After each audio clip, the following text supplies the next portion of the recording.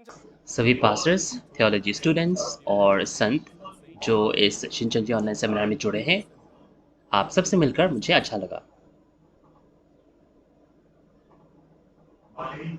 मेरा नाम इम संग फिन है और मैं माथे गोत्र से हूँ, जो कि शिनचन जी यीशु की कलीसिया से संबंधित है, और आज मैं आपका होस्ट रहूँगा। मैं आज उन सभी का धन्यवाद करता हूँ जो इस सेमिनार में जुड़े हैं, जो कि अध्यायों द्वारा पुराने और नए नियम के प्रकाशित वाक्य की गवाही है। आज पूरी दुनिया इस सेमिनार में बहुत रुचि ले रही है और पूरी दुनिया इसे देख रही है। और इसका इसका कारण यह है, इसकी वजह यह है कि आज हम इस सेमिनार के माध्यम से उन सामग्री के बारे में बात करते हैं जो आज सभी विश्वासियों को जानने की जरूरत है, जो हमें स्वर्ग के राज्य में लेके जा सकती है। तो मैं आशा करता हूँ कि आज के सेशन में से भी आपको जो बाइबल के गूढ़ बातें हैं उनको जानने का मौका मिले। तो चलिए प्रार्थना के साथ शुरू करते हैं। हे परमेश्वर पिता, जो दयालु हैं और जो परम पवित्र हैं, हम तेरा धन्यवाद करते हैं। तूने हमें ये शिनचन जी ऑनलाइन सेमिनार आयोजित करने का मौका दिया और अपने अनुग्रह से हमें यहाँ बुलाया। इस समय अध्यायों द्वारा पुराने और नए नियम के प्रकाशित वाक्य की गवाही के इस सेमिनार से हम सब जितने भी संत हैं जो तेरे वचन के लिए भूखे और प्यासे हैं, हमें चाहे हम अलग अलग देशों से क्यों ना आए हों, तेरे वचन को सीखने का मौका मिले और तेरे उद्देश्य और युक्ति हम समझ सकें और तेरे तेरे हम परिवार बन सके। और इस समय तू हमारी अगुवाई कर ताकि हम उस मार्ग पर चल सके जहां तू हमें चाहता है। ये सारी विनती हम यीशु मसीह के नाम से मांगते हैं, आमीन।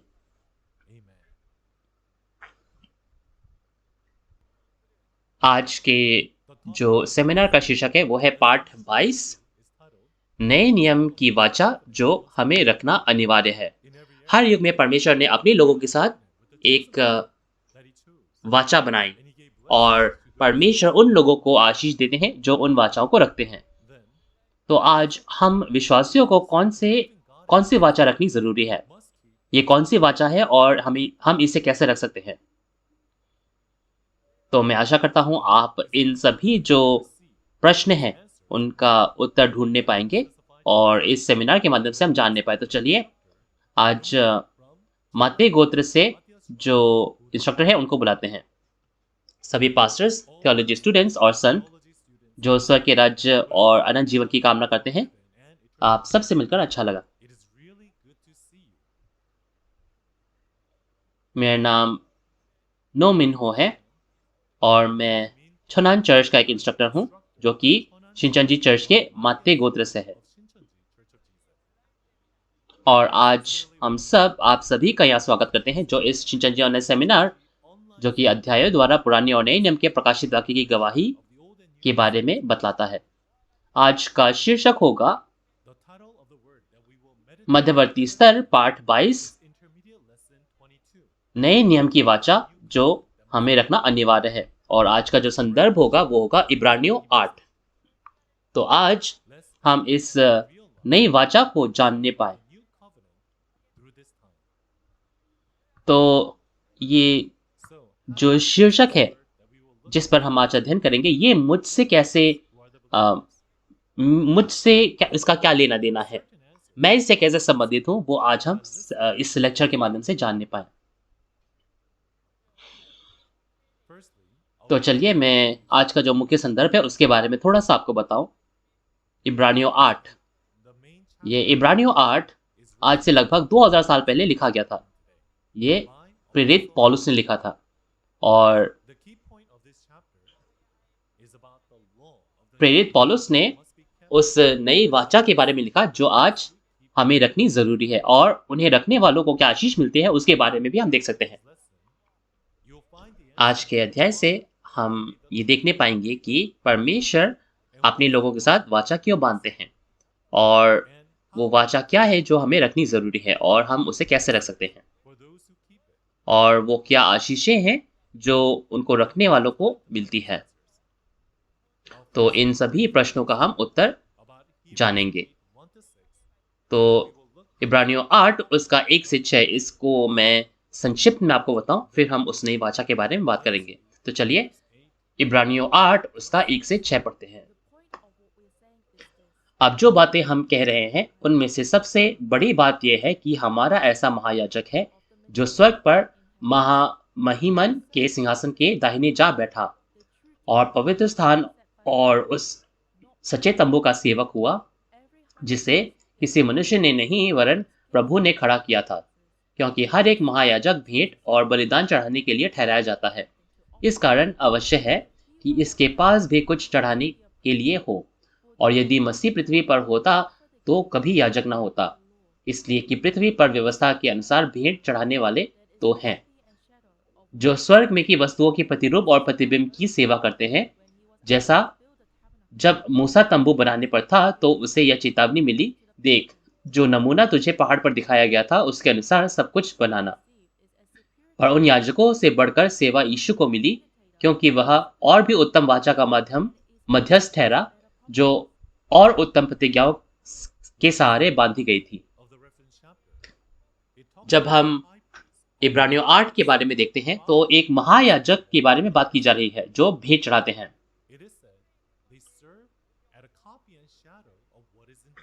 और ये लिखा गया है कि उस समय जो महायाजक भेंट चढ़ाते थे वो क्या था, एक प्रतिरूप और प्रतिबिंब था। लेकिन ये भी लिखा गया है कि एक महायाजक है जो सिंहासन जो स्वर्ग में महामहिमन के सिंहासन के दाहिने जा बैठा। तो ये जो महायाजक है ये कौन है? ये आप इब्रानियों 3 के 1 में देखेंगे तो ये यीशु मसीह के बारे में बात कर रहे हैं।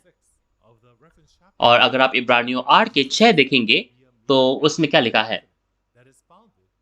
इसमें लिखा है कि यीशु जो है एक उस उत्तम वाचा का मध्यस्थ था और उत्तम प्रतिज्ञाओं के सहारे बांधी गई। तो ये उत्तम प्रतिज्ञा क्या है?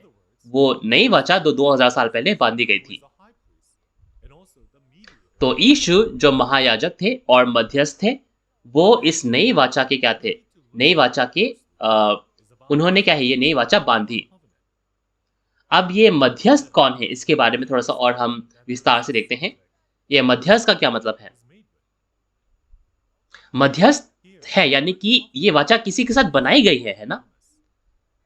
वाचा का मतलब क्या है? वाचा का मतलब है एक वायदा है ना, एक प्रॉमिस। परमेश्वर में जो वादा है, बाइबल में जो वादा है वो परमेश्वर और लोगों के बीच में बनाया गया है। वो लोगों के बीच का वादा नहीं है, वो परमेश्वर और लोगों के बीच में है। तो परमेश्वर ने लोगों के साथ वादा क्यों बनाया, एक वाचा क्यों बांधी? तो इसके बारे में देखने के लिए चलिए मैं आपको थोड़ा सा आपको परमेश्वर की उस स्थिति और परमेश्वर का जो इतिहास है उसके बारे में थोड़ा सा आपको बताऊं। परमेश्वर रचनाकार है जिन्होंने पूरी सृष्टि की रचना की और मनुष्य को भी बनाया। और आदम को भी क्या है, परमेश्वर के रूप और समानता में बनाया गया और उसे सभी विरासत दी गई। लेकिन परमेश्वर का जो शत्रु था, जो दुष्ट आत्मा है, शैतान, उसने आदम को भरमा दिया और सभी चीजें क्या है, सभी चीजें हड़प ली, सभी चीजें छीन ली है ना, और अपने रूप और समानता में बना दिया। शैतान ने परमेश्वर की सारी चीजें छीन ली और अपना बना लिया। तो आदम ने शैतान के अंदर आकर क्या है, पाप किया। और क्या किया उसने भले और बुरे के पेड़ में से खाया। ये आदम का विश्वासघात था। इस प्रकार परमेश्वर की जो वाचा थी आदम के साथ वो टूट गई। तो आदम ने जो पाप किया है ना, इस पाप की वजह से क्या है, मनुष्यों में जो पाप है वो बढ़ता गया और पूरी पृथ्वी में फैल गया। इसीलिए परमेश्वर अब उन पापियों के साथ नहीं रह सकते हैं। इसीलिए उत्पत्ति 6 में आप देख सकते हैं परमेश्वर इस जगत से चले गए। इसीलिए क्योंकि परमेश्वर चले गए तो दुख, पीड़ा, मृत्यु ये सभी चीजें मनुष्यों पर आई। तो क्योंकि परमेश्वर चले गए तो इस दुनिया पर कौन राज्य करता है? जी हां, इस दुनिया पर परमेश्वर का जो शत्रु है, दुष्ट आत्मा, शैतान है ना, वो राज्य करता है, सभी लोग। तो परमेश्वर का हृदय कैसा होगा? परमेश्वर ने आदम की वजह से इस दुनिया को उनको छोड़ना पड़ा है ना। परमेश्वर ने सभी चीजें बनाई लेकिन सभी चीजें शैतान ने छीन ली। तो आप सोचिए परमेश्वर का हृदय कैसा होगा। कैसा लगा होगा उनको। और यहाँ तक कि परमेश्वर ने ये भी कहा कि उन्होंने मनुष्य को बनाया, इसके लिए वो क्या है, वो शोक मनाते हैं, वो बहुत दुखी है कि उन्होंने मनुष्य को भी बनाया। सोचिए, इतनी बुरी अवस्था हो गई। लेकिन परमेश्वर क्या करना चाहते हैं कि सभी चीजों को उनकी पुनर्रचना करके पहले जैसे बनाना चाहते हैं। इसीलिए परमेश्वर पिछले 6000 वर्षों से कार्य कर रहे हैं। तो परमेश्वर का जो पिछले 6000 साल से कार्य कर रहे हैं, उनका उद्देश्य क्या होगा? पहला, उस पहले आकाश और पहले पृथ्वी उसको उसको उसका अंत कर देना। जो आदम के समय से थी पहला आकाश और पहली पृथ्वी, उसका अंत कर देना। जो कि क्या है? जो पारंपरिक कलीसियाएं हैं, है ना, जो पारंपरिक लोग हैं, उनका अंत कर देना और एक नए राज्य और नए लोगों की स्थापना करना। और दूसरा, परमेश्वर का उद्देश्य यह है कि वो शैतान को पकड़कर उसे क्या है, उसे कुंड में डाल दे, जिसने सभी जातियों को भरमाया। और तीसरा, परमेश्वर और स्वर्ग का राज्य, आत्मिक क्षेत्र, वो परमेश्वर के नए राज्य और नए लोग जो इस पृथ्वी पर है, उनके साथ एक होने पाए। जैसा आकाश में है वैसे ही पृथ्वी पर हो, है ना, ताकि आत्मा और शरीर एक हो सके, वो विवाह हो सके, ताकि परमेश्वर अपने लोगों के साथ रह सके। और इस उद्देश्य को पूरा करने के लिए परमेश्वर हर युग में अपने उस पादरी को चुनते हैं, अपने चरवाहा को चुनते हैं और उसके साथ एक वाचा बांधते हैं। इसमें से, इन सभी वाचाओं में से एक मुख्य वाचा हम निर्गमन 19 उसके 5 से 6 में देख सकते हैं। तो चलिए निर्गमन 19 उसका 5 से 6 पढ़ते हैं। इसलिए अब यदि तुम निश्चय मेरी मानोगे और मेरी वाचा का पालन करोगे, तो सब लोगों में से तुम ही मेरा निज धन ठहरोगे। समस्त पृथ्वी तो मेरी है और तुम मेरी दृष्टि में याजकों का राज्य और पवित्र जाति ठहरोगी। जो बातें तुझे इस्राएलियों से कहनी है वे यही हैं। तो निर्गमन 19 उसके 5 से 6 में हम देख सकते हैं कि परमेश्वर ने भौतिक इस्राएल से क्या वाचा बांधी थी। उसमें लिखा है कि अगर वो वाचा रखते हैं तो वे राज्य और याजक बनेंगे और पवित्र जाति ठहरेंगे। और भौतिक इस्राएल को इस वाचा को रखनी जरूरी थी। और पहली वाचा जो उन्हें रखनी जरूरी थी वो क्या था? वो आप जी हाँ, उस 10 व्यवस्थाओं को, है ना, 10 कमांडमेंट्स, उनको रखने की जरूरत थी। और उन 10 व्यवस्थाओं में से भी जो सबसे पहली व्यवस्था है, पहला नियम है, वो क्या है? आप निर्गमन 20 के 3 में देख सकते हैं। परमेश्वर ने क्या कहा? मेरे ऊपर किसी भी और की पूजा ना करना। लेकिन हम देख सकते हैं कि राजा सुलेमान के समय पर उन इजरायलियों ने क्या है, अन्य जातियों की पूजा की। और आप पहले राजा 11 में ये देख सकते हैं। इसके अलावा आप होशे 6 के 7 में ये देख सकते हैं, परमेश्वर ने कहा कि उन भौतिक इजराइल ने मेरी वाचा तोड़ी। किसकी तरह? आदम की नाई। तो भौतिक इजराइल ने भी क्या है, विश्वासघात किया, क्योंकि चुने हुए जो इजरायलियों ने परमेश्वर की वाचा को नहीं रखी, तो क्या हुआ? तो उस वाचा का क्या हुआ? वो वाचा जो है टूट गई, है ना। तो क्योंकि वाचा टूट गई, इसीलिए यिर्मयाह नबी के द्वारा परमेश्वर ने एक नई वाचा करने का वादा किया। और परमेश्वर ने कहा कि मैं एक नई चीज बनाऊंगा, है ना। तो ये नई चीज क्या है? ये नई चीज पहले आकाश और पहली पृथ्वी नहीं है। ये पहले आकाश और पहली पृथ्वी उस आदम के पापी बीज से थे। लेकिन परमेश्वर ने कहा कि मैं एक नए राज्य और नए लोगों की स्थापना करूंगा, नए आकाश और नए पृथ्वी। और ये जो वादा है, ये प्रकाशित वाक्य 21 में पूरा होता है। तो परमेश्वर ने इस नई चीज को बनाने के लिए 2 चीजों का वादा किया। ये 2 चीज क्या थे? पहला, परमेश्वर ने ये वादा किया कि वो 2 प्रकार के बीज बोएंगे। आप यिर्मयाह 31 उसके 27 में देख सकते हैं। इसके अलावा परमेश्वर ने एक और चीज का वादा किया, वो है एक नई वाचा बनाने का। ये भी यिर्मयाह 31 उसके 31 में लिखा है। तो किन के माध्यम से ये 2 वाचाएं पूरी हुई?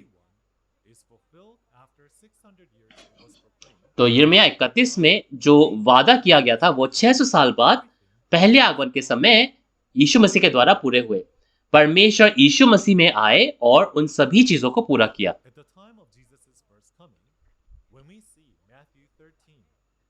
तो यीशु के पहले आगमन के समय हम जब मत्ती 13 उसके 24 से 30 में देखें, और 37 से 29 में देखें तो हम देख सकते हैं कि दो प्रकार के बीज यीशु के खेत में बोए गए।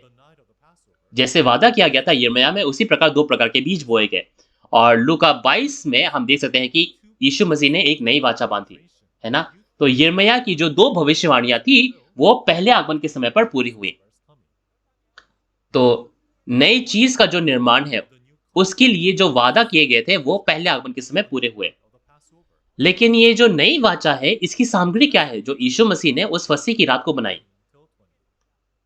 तो चलिए लूका 22 उसका 14 से 20 पढ़े।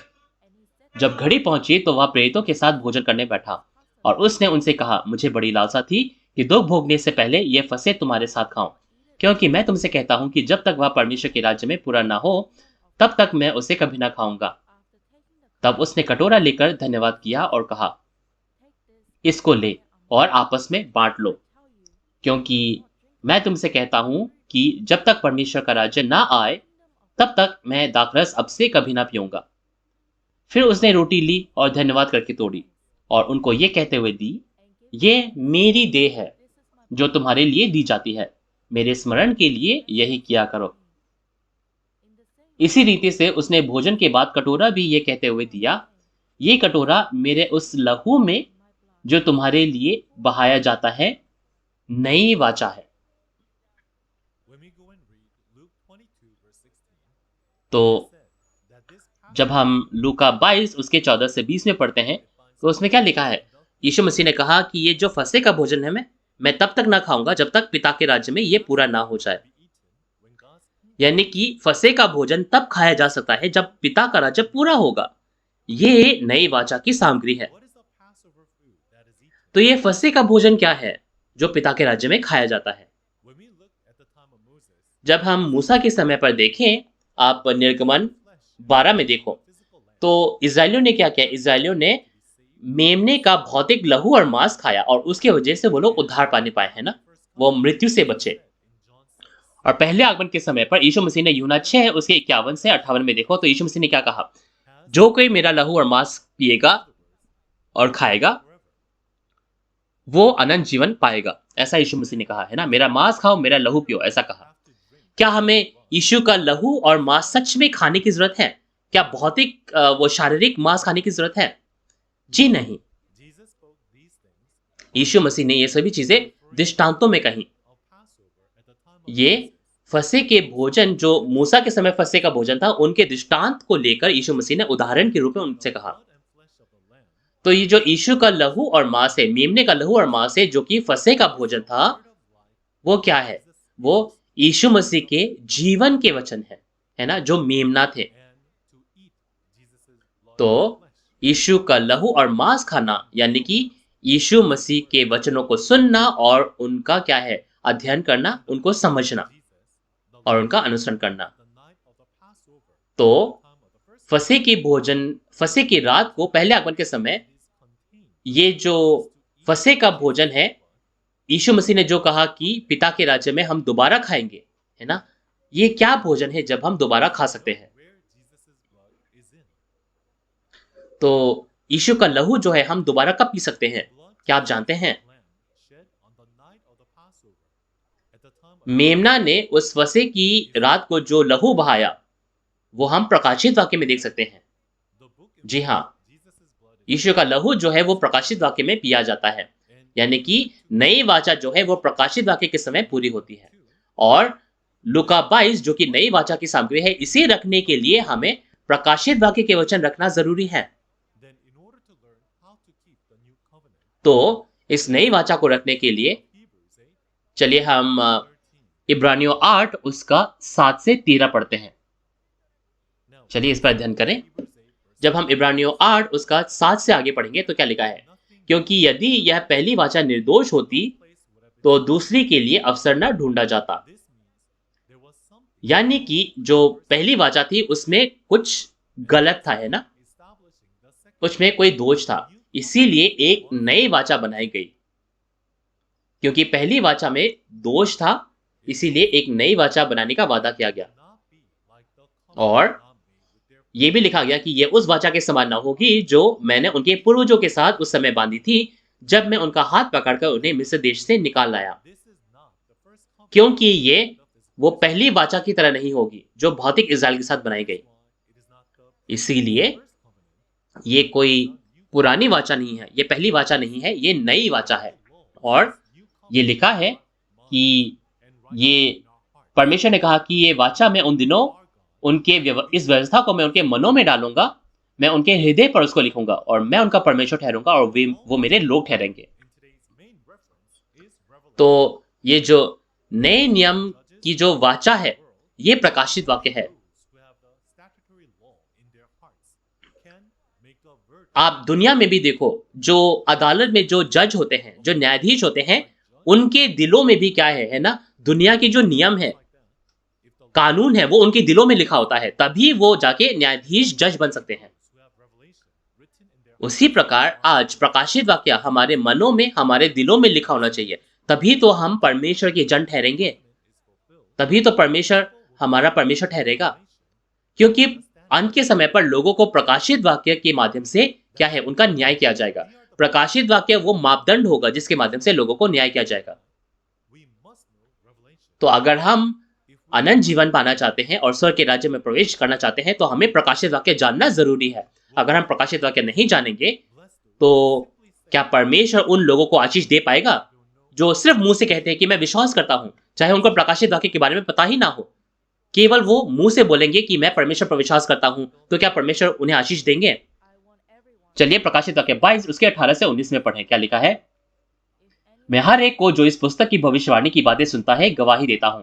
यदि कोई मनुष्य इन बातों में कुछ बढ़ाए, तो परमेश्वर उन विपत्तियों को जो इस पुस्तक में लिखी है उस पर बढ़ाएगा। और यदि कोई इस भविष्यवाणी की पुस्तक की बातों में से कुछ निकाल डाले, तो परमेश्वर उस जीवन के पेड़ और पवित्र नगर में से जिसका वर्णन इस पुस्तक में है, उसका भाग निकाल देगा।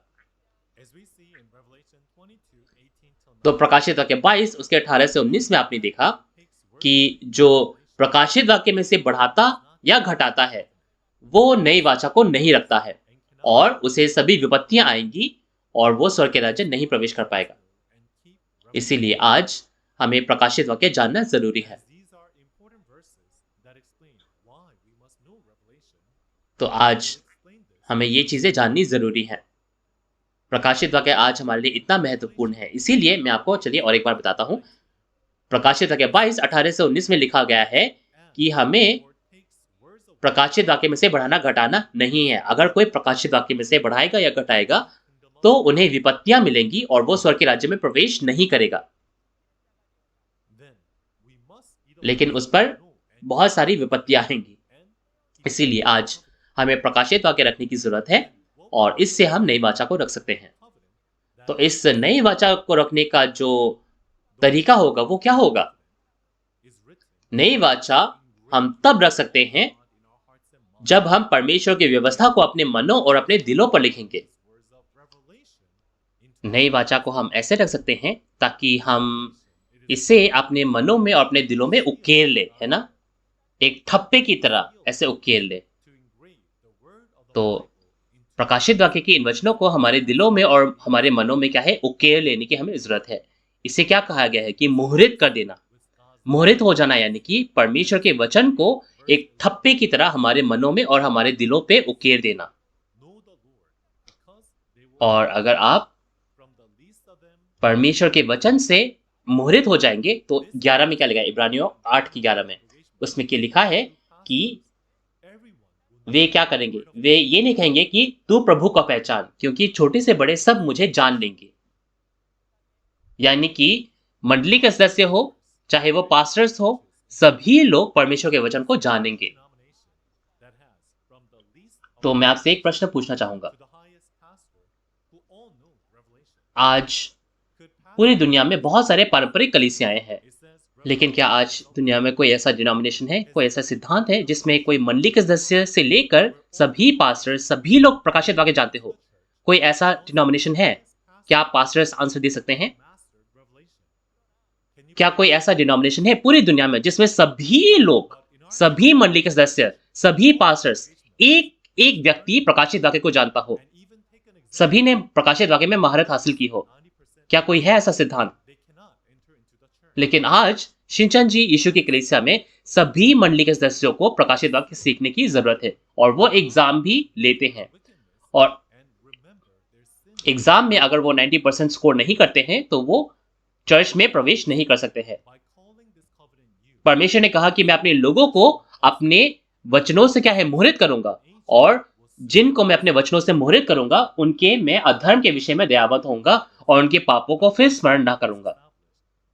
नई वाचा की स्थापना से उसने प्रथम वाचा को पुराना ठहराया और जो वस्तु पुरानी है वो उसका मिट जाना अनिवार्य है। तो जो पहली वाचा थी, जो पहले बनाया गया था, जो उन भौतिक इज़राइल ने नहीं रखी, वो क्या है, वो पुरानी हो गई और जीर्ण हो गई और वो मिट गई, है ना? इसीलिए एक नई वाचा बनाई गई। तो चलिए अब इस नई वाचा को रखने वाले जो लोग हैं उनकी भौतिक पूर्ति के बारे में हम जानेंगे, उनकी वास्तविकताओं के बारे में हम जानेंगे। तो आज जो लोग उस नई वाचा को रखने पाते हैं उनके बारे में प्रकाशित वाक्य में विस्तार से लिखा गया है। तो चलिए सबसे पहले हम मत्ती 8 उसके 11 से 12 को देखते हैं।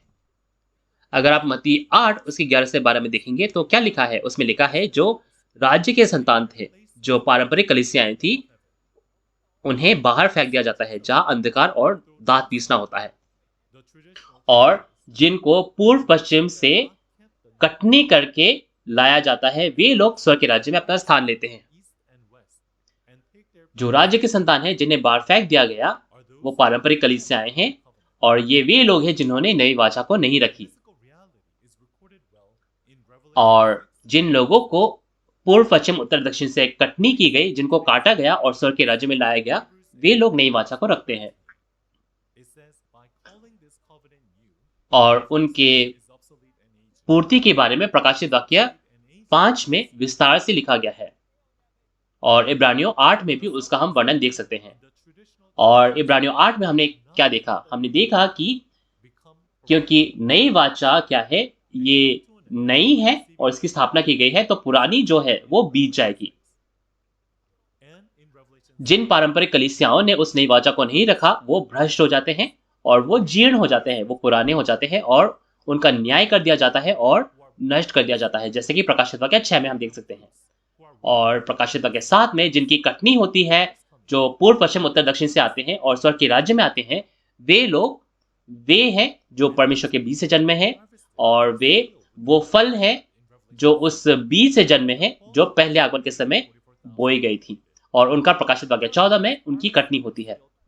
और इन लोगों को प्रकाशित वाक्य 7 में उस प्रकट वचन से मुहरित किया गया। ये 12 गोत्र 1,44,000 हैं। कौन है ये लोग जो 12 गोत्र 1,44,000 मुहरित लोग हैं, कौन है ये? इसको जानने के लिए चलिए प्रकाशित वाक्य 5 9 से 10 को पढ़ते हैं। और वे यह नया गीत गाने लगे, तू इस पुस्तक के लेने और उसकी मुहर खोलने के योग्य है, क्योंकि तूने वध होकर अपने लहू से हर एक कुल और भाषा और लोग और जाति में से परमेश्वर के लिए लोगों को मोल लिया है, और उन्हें हमारे परमेश्वर के लिए एक राज्य और याजक बनाया, और वे पृथ्वी पर राज्य करते हैं। जी हाँ, प्रकाशित वाक्य 5 उसके 9 से 10 में हमने देखा कि इन लोगों को काटा गया, इन पर मुहर की गई, और वे 1,44,000 12 गोत्र है और इन्हें यीशु के लहू से मोल लिया गया है। ये राज्य और याजक हैं। और जब 1,44,000 पूरे हो जाते हैं, उसके बाद एक महान भीड़, वो महान क्लेश में से श्वेत भीड़ निकलती है, और उनको श्वेत में महान भीड़ कहा गया है ना, जिन्हें यीशु के लहू से क्या है, पापों से शुद्धि मिली, उन्होंने अपने वस्त्रों को शुद्ध किया। इसके अलावा प्रकाशित वाक्य 12 उसके 11 में आप देख सकते हैं कि जो नर बच्चा है ना, नर बच्चा उस शैतान के अजगर के समूह से लड़कर उस पर जय पाता है, और उस जय पाने वाले के साथ उसके भाई भी हैं। और वो कैसे जय पाते हैं? वो यीशु के लहू और गवाही के वचन से जय पाते हैं। तो यीशु का लहू जो है वो उन 1,44,000 जो राज्य और याजक है और जो श्वेत में महान भीड़ है उनके लिए बहाया जाता है। तो इस समय केवल 1,44,000 जो और महान भीड़ जो उस 12 गोत्र के हैं, वे लोग यीशु के इस लहू को पीने पाएंगे। इसीलिए लूका 22 की 16 में आपने देखा यीशु मसीह ने क्या कहा। यीशु मसीह ने कहा कि ये फसह का भोजन मैं तब तक ना खाऊंगा जब तक पिता के राज्य में पूरा ना हो। तो ये जो पिता के राज्य में फसह का भोजन है, ये हम आज दूसरे आगमन के समय खा सकते हैं। तो आज पिता के राज्य में क्या पूरा होता है? वो 12 गोत्र, राज्य और याजक, ये पूरे होते हैं। जो लोग यीशु के लहू और मांस को खाते हैं, जो यीशु के वचन को पाते हैं, वे लोग कौन है? वे लोग 12 गोत्र के 1,44,000 और महान भीड़ है। ये लोग लूका 22 के हिसाब से यीशु के लहू और मांस को खाते हैं और उस लहू और मांस के माध्यम से इनको उद्धार मिलता है। तो आप लोग इनके माथे को देख सकते हैं।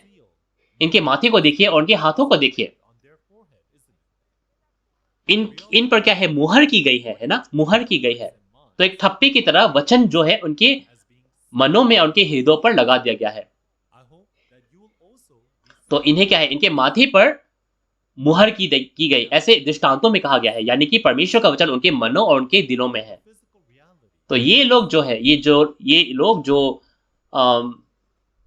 ये लोग जो राज्य और याजक है, ये लोग नई वाचा को रखते हैं। तो चलिए देखें कि इन लोगों को, जो लोग नई वाचा रखते हैं, उनको क्या आशीषें मिलती हैं। आप प्रकाशित वाक्य 1 का 3 देखिए। प्रकाशित वाक्य 1 के 3 में लिखा है कि धन्य है वे जो इस नई वाचा के वचन को रखते हैं और इनको परमेश्वर के वचन से मुहरित कर दिया गया। और प्रकाशित वाक्य 8, 10 से 12 में आप देख सकते हैं, इन पर परमेश्वर के वचन की मुहर की गई है और परमेश्वर उनके पापों को फिर स्मरण ना करेंगे, ये कहा गया है। तो क्या ये उद्धार पाने की तुलना में नहीं है? क्या उद्धार पाने के सामान्य नहीं है? और प्रकाशित वाक्य 1 के 5 में हम देखें तो लिखा है कि वे लोग यीशु के लहू से मुक्त हो गए हैं, क्योंकि परमेश्वर और यीशु इन लोगों के साथ एक हैं। इसीलिए वो लोग उस जगह पर जहां यीशु मसीह उनके लिए बनाते हैं, वहां वो प्रवेश करने पाते हैं। जैसे यूहन्ना 14 में यीशु मसीह ने कहा, मैं तुम्हारे लिए जगह तैयार करने जाता हूं, है ना? वो क्या है? वो पवित्र नगरी नया यरूशलेम है जो स्वर्ग से नीचे आती है और ये लोग उस जगह पर प्रवेश करने पाएंगे।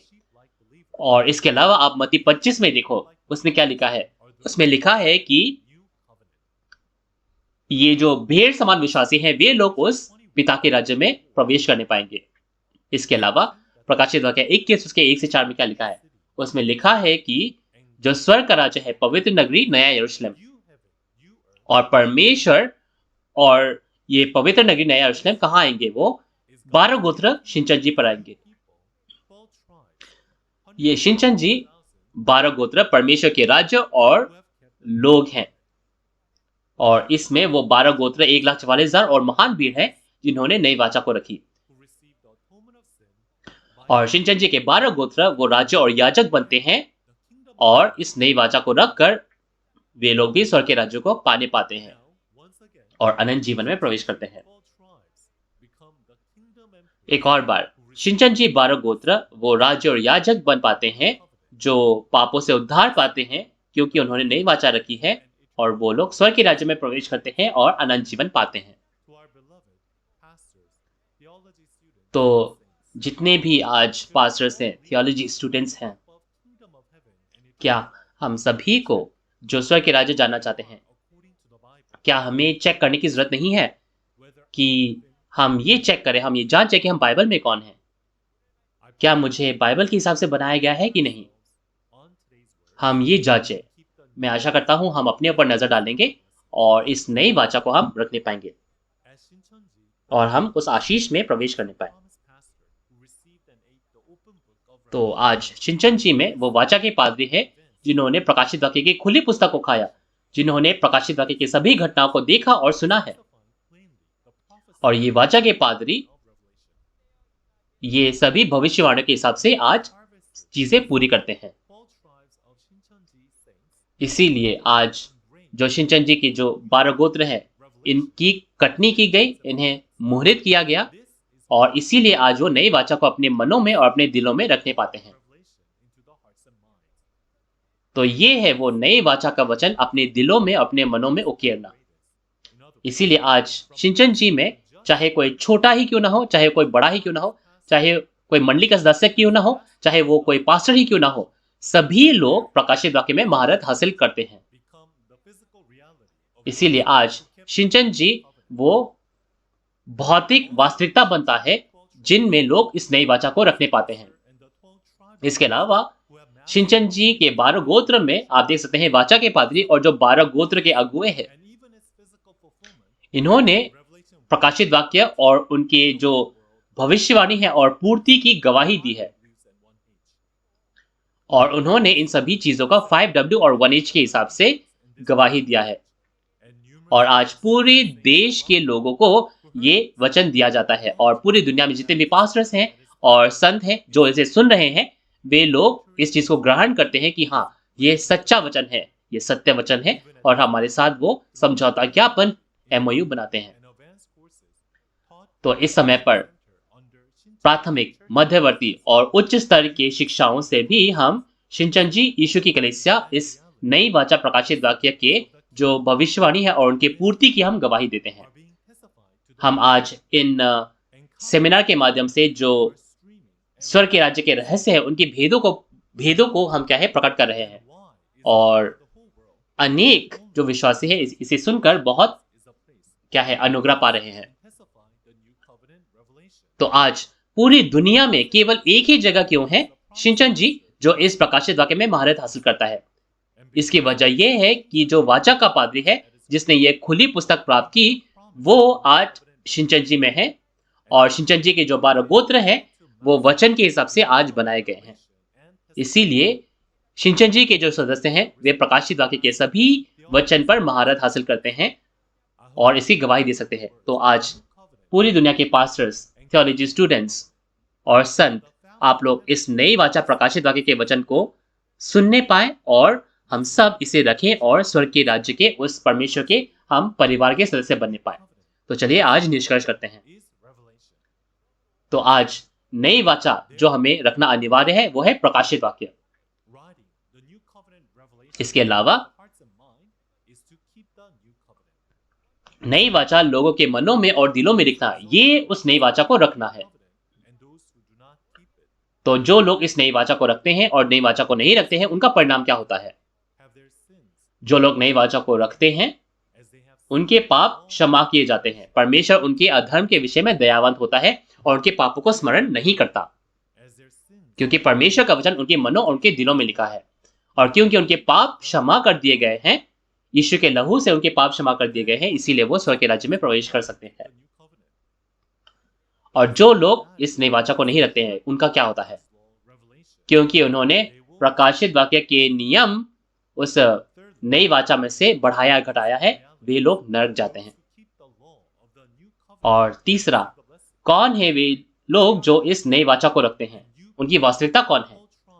वे लोग नए राज्य और नए लोग, वे 12 गोत्र, 1,44,000 और महान भीड़ है। और उनकी वास्तविकता आज शिनचन जी के 12 गोत्र है जिनकी कटनी हुई और जिनको मुहर की गई आज प्रकाशित वाक्य के पूर्ति के समय पर। मैं सच में आपसे विनती करता हूं और प्रार्थना करता हूं कि आप लोग इस नई वाचा प्रकाशित वाक्य को अपने मनों में, अपने दिलों में उकेरने पाए, और आज हम सब लोग 12 गोत्र के हिस्सा बनने पाए जो आज परमेश्वर के उन सभी वायदों के हिसाब से बनाया गया है। अगले पार्ट में एक और इंस्ट्रक्टर आएंगे जो मुझसे भी ज्यादा योग्य होंगे, और आपको वो मध्यवर्ती स्तर पार्ट 23 प्राथमिक शिक्षा और सिद्धता का स्थान, इस विषय पर आपको वो गवाही देंगे। तो मैं आशा करता हूं आप लोग उसमें भी जुड़ेंगे और बहुत अनुग्रह पाने पाएंगे। तो अंत में, क्योंकि हम लोग परमेश्वर और यीशु में एक हैं, तो हम वी आर वन का नारा लगाएंगे। हम परमेश्वर में अपने देश से आगे निकलकर, जाति से आगे निकलकर, सभी चीजों से आगे निकलकर एक हैं। We are one. तो चलिए प्रार्थना करें। हे परमेश्वर पिता, जिसके हम आभारी हैं और धन्यवाद करते हैं तेरे अनुग्रह के लिए कि तूने आज हम सभी पास्टर्स, थियोलॉजी स्टूडेंट्स और संतों को यहाँ बुलाया जो तेरे वचन पर विश्वास करते हैं, ताकि हम तेरे इस ऑनलाइन सेमिनार के माध्यम से बहुत सारा जो अनुग्रह है वो पाने पाए। आज अध्याय द्वारा पुराने और नए नियम के प्रकाशित वाक्य की गवाही ये पूरी दुनिया में 5W और 1H उसके माध्यम से पूरी दुनिया में इसका प्रचार किया जा रहा है। तो हमारे दिलों को तू खोल और इसके माध्यम से हम तेरे वचन को जानकर, तेरी वाचा को रखकर तेरे साथ हम रह सके। तो अगली बार जब तक हम ना मिले तब तक तू हमारी रक्षा कर। ये सारी विनती हम यीशु मसीह के नाम से मांगते हैं। आमीन। तो अंत तक हमारे साथ बने रहने के लिए बहुत बहुत धन्यवाद।